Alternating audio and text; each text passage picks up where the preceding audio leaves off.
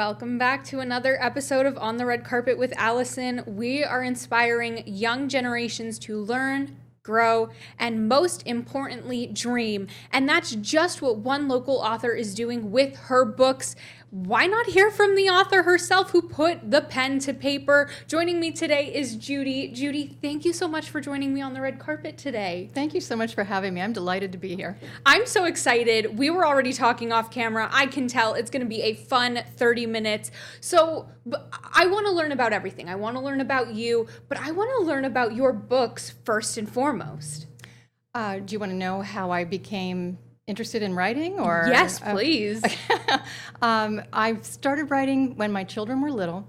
Never had the time to really finish anything because I was working and I'm raising the kids and it's just hard. So all of the stories kind of stayed in the back of my mind for a lot of years. And then finally I retired and the kids are out of the house, and it gave me time to actually sit down and put some of those ideas on paper, because I'm old school. That's how I do it. I put it on paper. Yes. And it just kind of started from there. And it took me a while, but I got going with it, and I started rhyming. My books are rhyming books, and rhyme seems to go a little bit smoother for me. So that's where I got started. And that really helps. I know for me, I do have dyslexia, so it does help me when a book rhymes to just absorb it better. So was that always intentional? Like, did you think to yourself, oh, I want to do rhyme books, or did it just like happen? Do you know what? I'm really glad to hear that, though. That's a wonderful thing. I'll tell you one little story and then I'll answer your question. Okay. I had been at a Comic-Con, and a woman came up to me. She had a little boy who has autism, and she said he doesn't deal well with numbers, but he really likes letters. And my first book, Agatha Livermore and the Magic Cookie Spoon, kind of follows the alphabet all the way through, because Agatha's name starts with an A, and then all of her siblings' names start with the subsequent letter of the alphabet. Okay. So he could kind of track through like that, and she said he was really enjoying that. So it does my heart good to hear that with you too, rhyming seems to be a good thing. Actually, at the time, that really wasn't my intent. I'm glad it works out that way, but I just always liked Dr. Seuss a lot. I liked to read him when I was a kid. I like to read him to my kids, and rhyming comes kind of naturally to me. So that's pretty much why I chose the rhyme. I love that. Congratulations are in order, because not only do you have Agatha Livermore and the Magical Cookie Spoon, you just released Agatha Livermore Planted a Tree, isn't that right? Agatha Livermore Planted a Tree. That one's near and dear to my heart. Tell me about it. Well, Agatha's, she lives in a small town. She lives next door to a store that was torn down. When she looks out her window, all she can see is a big empty lot and what it could be. Okay. And so she begins with this dream of planting trees and making something special out of that big empty lot. And the town gets involved, and before you know it, we've got lessons of teamwork and community coming together to beautify the town. And it's got a nice little ending that I think sort of teaches a little lesson, as does the first book. I like to teach a lesson with my stories too. So that's where we're at with that one. You mentioned a lot about teaching a lesson, and I think nowadays it's so important, because like I was telling you, I do have a 9-year-old sister who sometimes it's like 9 going on 19. Yes. So who really, what is your intended audience and age range for your books? Mostly probably ages, I would say 4 to around 8 for the second one, maybe not quite that late for the first one, because the first one sort of reinforces the alphabet. It's more like a kindergarten, first grade kind of book. The second one can stretch a little bit further, maybe to like 8 years old. Okay, that's so important, because I think nowadays, especially with the economy, and books need to be at the ready for children, because learning and reading are so important. I remember, and I don't know if you were the same way, reading and writing in school were my favorite subjects. I did so good in reading and literature. Science and math, maybe not so much, but we're not going to talk about that. I just loved reading, and I loved the plot pyramid, where it was like, who's the protagonist, who's the antagonist. So when did you really, I know you talked a lot about your children writing these books, but when did you, from a high school age, did you think, wow, maybe I could write? Honestly, when I was probably just 7 or 8 years old myself. And I just thought it would be the most wonderful thing to have your name on the front of a book, to be published by a publishing house and have your name on the front of the book. To me, like some people want to be Olympic athletes, some people want to be quarterbacks. I just thought being an author with my name on a book was the height of success. I love so that. that's kind of, I was always in the back of my mind. And then I was the obnoxious kid in school who when the teacher would say, oh, you have to write a term paper or you have to write a thesis, and everybody's saying, well, does it have to be 5 pages? I'm saying, can it be 6? Can it be 7? Yeah, really. You know what, Judy? You and I are literally the same person, because I used to be that girl so I love Stephen King. In 8th grade, we had to write about a favorite author of ours. So I picked him. It had to be 100 words. That's it. Just 100 words. I think mine was probably 15, 16,000, because I just loved him so much. But hearing you say that and the way you talk about your books and your work, it really is, it literally is magical to see, because you're just like lighting up about it. I'm not going to put you on the spot, because this is like asking a parent if they have a favorite child, but do you have a favorite book you've written? Yes, this second one, Agatha Livermore Planted a Tree, is, like I had said, that one is near and dear to my heart, primarily because I'm somewhat of a tree fanatic, Okay. I guess, and there are a lot of trees coming down in and around me, Yeah. and I like to see trees being planted, and I like to see neighborhoods being beautified and not. Progress is a wonderful thing, and we need it, but at the same time, I hate to see a lot of trees destroyed in And the an name empty of lot, progress. yeah. Right. So that one, like I said, is near and dear to my heart. And may I plug myself a little bit? Of more? course. I also have another book coming out. It's the third in the Agatha Livermore Yay! collection, and it's called Agatha Livermore Wanted a Pet. That's in publication right now with my publisher. It won't be released probably for another year, a little bit better than a year. But that one is also going to be coming out. I love that. Congratulations Thank you. for that. I want to learn more about Agatha, because as somebody with an A name, and listen, A names have like a fiery spirit. Does Agatha have a fiery spirit? Dare I say maybe a little attitude? When she wants something done, she gets it done. Tell me about her. Yes, Agatha is a little girl with a big heart. And once she sets her mind to something, she makes sure she gets it done. So I will say that. But if you want the true story of Agatha. Okay. Yes, please. Yes, please. When my daughter was in middle school, a lot of her friends, and it was just kind of a thing for the kids to call their parents by their first names. And I was never a big fan of that. And so she came home one day and she said, Mommy, what's your real name? And I said, Agatha. And she said, no, it isn't. And I said, well, she said, why does Daddy call you Judy? And I said, well, that's his nickname for me, because he knows I don't like my first name. So he just calls me Judy, because I wasn't about to start encouraging her to call me Judy. So that's where Agatha came. And she said, well, then what's your last name? And I just came up with Livermore just off the top of my head. And that's where Agatha Livermore, the name, actually came into being. I love that. And it has like sentiment to you that you literally, again, put pen to paper, and you can carry that memory with you forever. And I'm assuming now your daughter does know your real name. She knew at the time too. We were just, I would always tell my kids crazy stories and stuff. I did tell them too that the magic cookie spoon was because they wondered why my cookies always tasted so good. And I said, well, you see these little brown things in the cookies that you think are chocolate chips? And they go, yeah. And I said, well, they're actually little bits of liver. But my magic cookie spoon, because I had a wooden spoon that I would mix the cookies with, my magic cookie spoon makes them taste like chocolate chips. So that's where Agatha Livermore and the magic cookie spoon actually came into being. I love that story. I thought you were gonna, well, now I need to try your chocolate chip cookies. They're pretty good. Listen, any sweets, I am drooling at the mouth, and it's only 11 o'clock, so don't make me hungry. But you are local, correct? Yes, I'm from the Selinsgrove area. Okay, so I would hate to see you drive all the way back to Selinsgrove, make cookies, and then come back. But I'll tell you what, this just gives you an excuse when you launch your third book that you have to come back and bring me cookies. Oh, I would love that. I would absolutely love that. I want to talk about, maybe right before we go to break, I just want to ask, is there something writing these books, what did Agatha teach you after writing these books?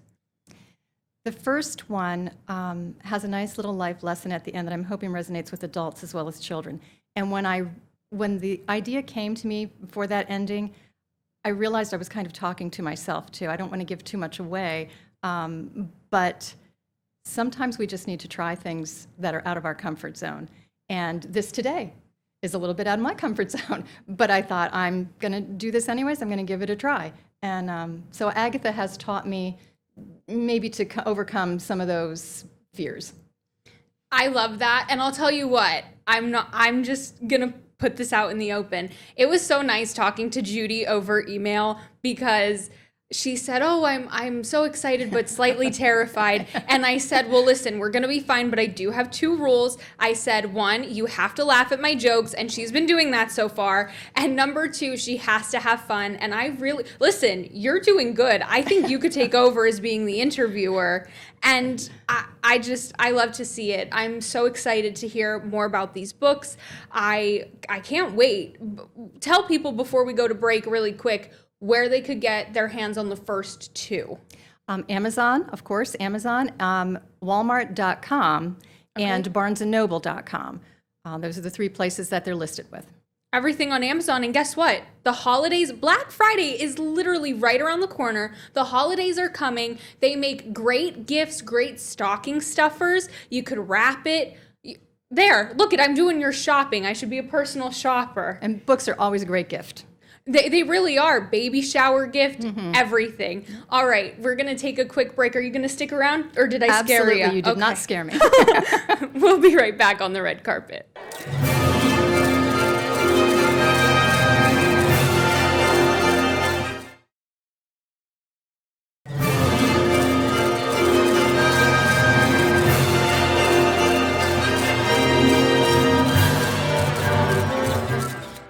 Welcome back from break on the red carpet. I am joined with Judy Jessic, and I'm so excited to have you here today. We are talking all about your new books. You have 2 so far, 3rd in the works.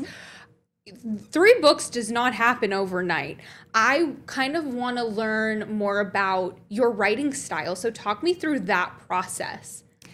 My writing style, I tend to come up with my best ideas when I'm walking or hiking.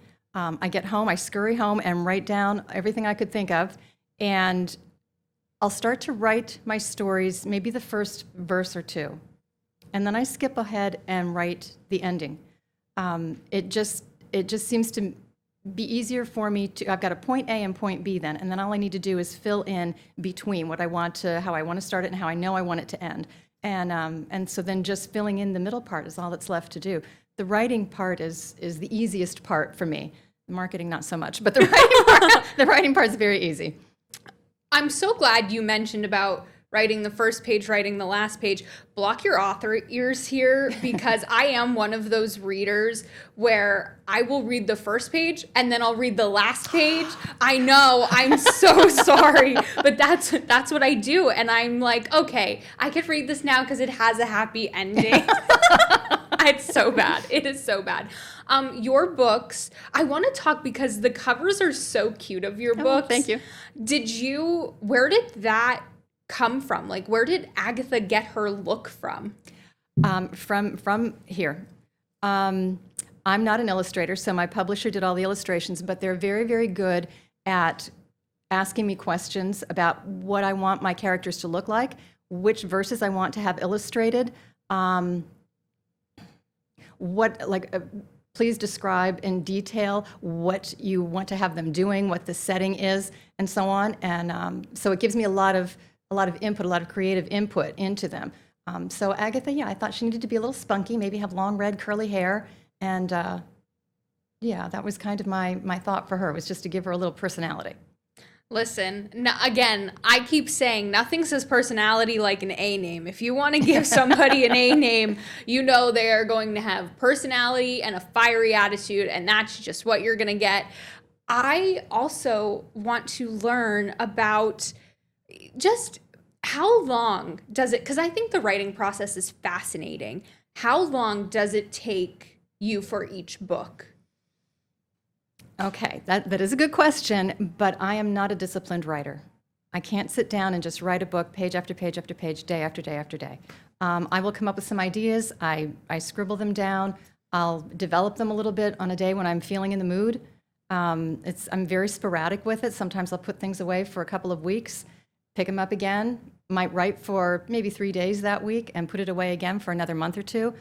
And it just, so it's very difficult to tell you how long it takes me to write a book because it's just all over the place like that. Once I get it written, once I really feel like I've got a good draft, then I can sit down and really focus on polishing it up and so on. But I would guess if I had to put a number to it that maybe I'm doing them in a month or two.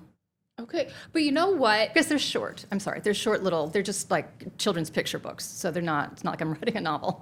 No, but I love when you said, I pick it back up and I put it away, and that's to me kind of the best way to go about things. Like if there's no exact timeline, Rome wasn't built in a day. Right.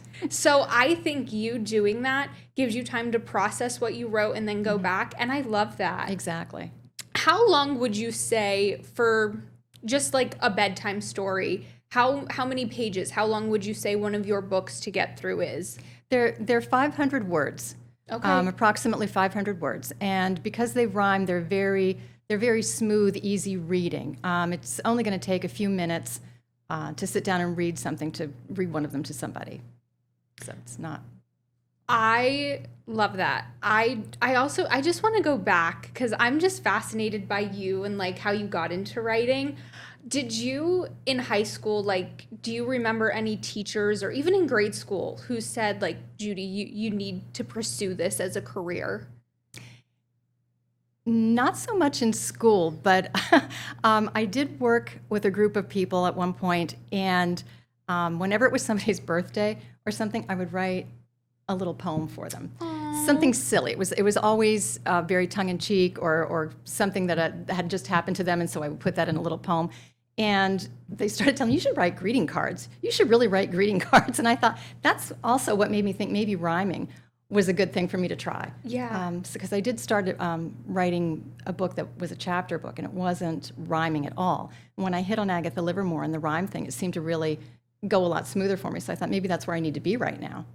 Is you mainly focus on your Agatha series, but is there a chance for you to sit down one day and write like a teen novel?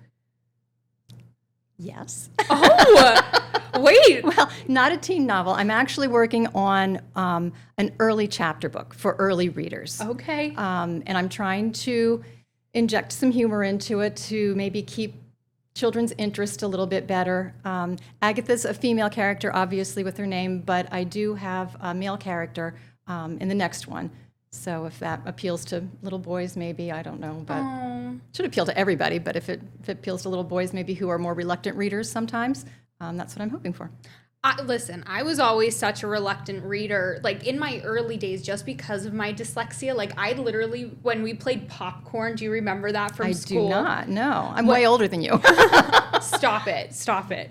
When we played popcorn in school and like the teacher would just call on us randomly to like read, I'd literally go around the room and be like, okay, which paragraph do I have to read? Oh. Just because like I didn't want to sound, not as smart, because I did forensics for many, many years, like speech and debate for many, many years. When it came to reading, I love to read, but I'm a slower reader. Mm-hmm. So I can appreciate how you really are going out of your way to appeal to younger audiences who might need that extra help or push to pick up a book. And I love that. Thank you. I love this episode. I'm so excited. I don't want to be wrapping up soon. I really don't. Remind us one more time about your 2 books that are out now and then your 3rd one in the works without any spoilers. Agatha Livermore and the Magic Cookie Spoon is my first book. That one reinforces the alphabet for little ones, teaches a nice little life lesson at the end. Probably for ages maybe, I'm thinking 3 or 4 to around 7 probably. Agatha Livermore Planted a Tree is the book that's just been released, and that one is for ages 4 to around 8, and also has a nice little life lesson at the end of it. And Agatha Livermore Wanted a Pet, once again, to be released probably in a year or so. We'll have a life lesson, and again, probably the same age group. And they're all rhyming stories. I just want to know what pet she gets, because for Allison, I would love a hedgehog. That is so out there, but I would love a hedgehog. Oh my goodness. And as a matter of fact, in that book, Agatha's parents ask her what kind of pet she would like to have, and she comes up with all kinds of crazy. She'd like a zebra, she'd like a giraffe. She comes up with a lot of ideas. What kind of pet would Judy Jessic want? Oh, Judy Jessic is partial to cats. No, we need something bigger, more extravagant. Something bigger, a polar bear then. Oh. Yeah. I like that answer. No, I'm going hedgehog. I love hedgehogs. I think they're so cute. Again, where can we buy your books? Amazon. Actually, worldwide Amazon, if you happen to be out of the country. Walmart.com and BarnesandNoble.com. Again, I'm going to plug it, and then Judy's going to tell you where you could keep up with all of her adventures. The holidays are right around the corner. Look you could pay me for your PR. We can do that. The holidays are right around the corner. It's not that hard. Go to the store, shop on Amazon. They'll deliver the book right to you. All you have to do is wrap it or put it in a stocking. That's it. That's the hard part, is just waiting for it to get here, because I'd be impatient waiting for the book to get here too. Judy, where can we keep up with you and all of your adventures and all of Agatha's adventures? I don't have a website just yet. That's probably going to happen next year, I'm thinking. But right now you can find me at author Judy Jessic on Facebook and author Judy Jessic on Instagram as well. And please note, my first name is spelled Judi, so you'll have to look for it, Judi Jessic. Yes, your lower third on the camera does say Judi, okay. So it'll tell everybody, so there's no excuse not to go follow her. Judy, thank you so much for being on the red carpet today. This has been absolutely wonderful. Thank you for having me. And she said off camera, next time, third book release, she's coming to talk about it, and I'm trying those cookies. I promise. Okay, I love that. I love On the Red Carpet with Allison. It has been another great episode. Remember, all of Judy's books are on, the 2 are on sale now. Got ahead of myself. Whew. The 3rd is coming out, in the process of it, about next year. As always, it's been fun on the red carpet. Joey, you know what to do. Roll that outro.